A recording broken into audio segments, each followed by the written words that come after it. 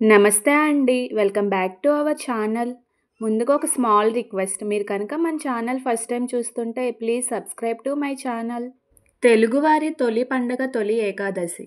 ముఖ్యంగా ఆషాఢంలో శుద్ధ ఏకాదశి నుంచి తెలుగువారి పండగలు మొదలవుతాయని శాస్త్రవచనం. అందుకే తొలి ఏకాదశితో పండుగలు తోసుకొస్తాయని ఒక సామెత కూడా ఉంది. అంటే ఇక్కడి నుంచి వరుసగా పండుగలు వస్తూనే ఉంటాయి.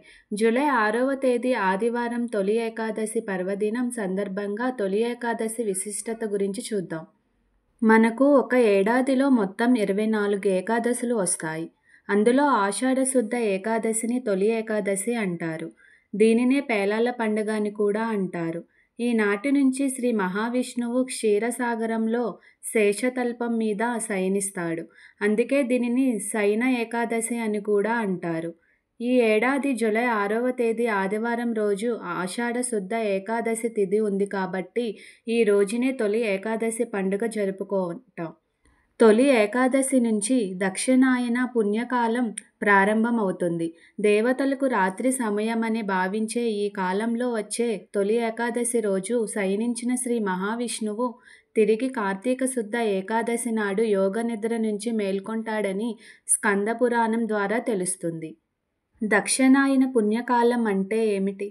మకర సంక్రాంతి నుంచి 4 నెలల పాటు కొనసాగిన ఉత్తరాయణం పూర్తి అయ్యి ఇక్కడి నుండి దక్షిణాయనం ప్రారంభమవుతుంది. ఇప్పటి వరకు ఉత్తర దిక్కుగా ప్రయాణించిన సూర్యుడు ఈ రోజు నుంచి దక్షిణ దిక్కు వైపుకు ప్రయాణం సాగిస్తాడు.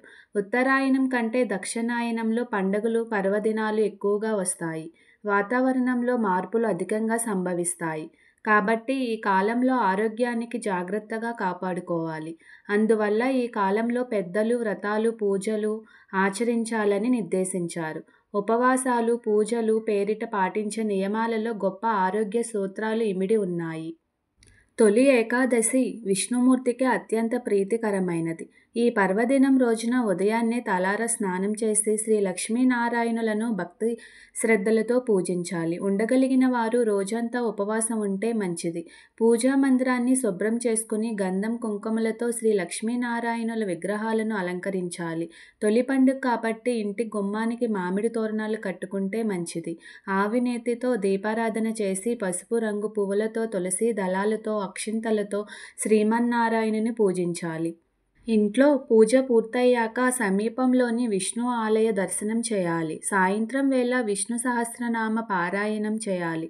రాత్రంతా భగవన్నామ స్మరణ చేస్తూ భాగవత కథలు చదువుకుంటూ జాగారం చేయాలి. అనంతరం మరుసటి దినం ద్వాదశి గడియలు ప్రవేశించగానే ఒక సద్భోజనానికి భోజనం పెట్టి ఉపవాస దీక్ష విరమణ చేయాలి.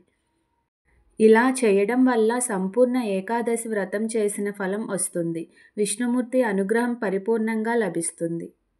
ఇక తొలి ఏకాదశి రోజున మరొక విశేషం ఏమిటంటే ఈ రోజున పేలాల పిండిని తప్పగా తినాలని అంటారు.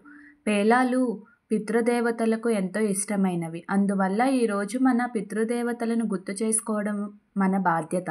అలాగే ఆరోగ్యపరంగా బయటి ఉష్ణోగ్రతలకు అనుగుణంగా శరీరం అనేక మార్పులకు లోనవుతుంది.